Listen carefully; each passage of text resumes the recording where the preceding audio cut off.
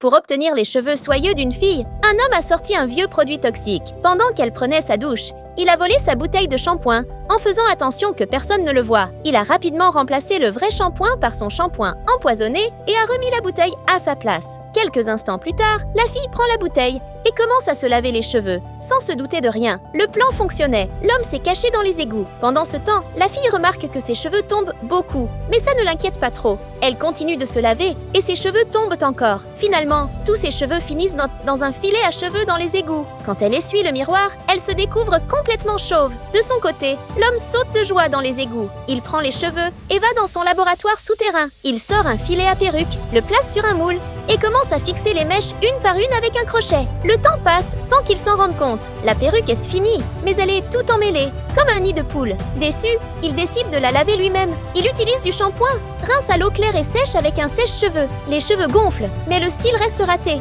Il prend 2 ciseaux aiguisés et tente une nouvelle coupe. Puis, avec un fer à lisser, il fait de grosses boucles, mais brûle quelques mèches. Pour finir, il utilise une peinture en spray pour donner une couleur stylée, et la perruque devient parfaite.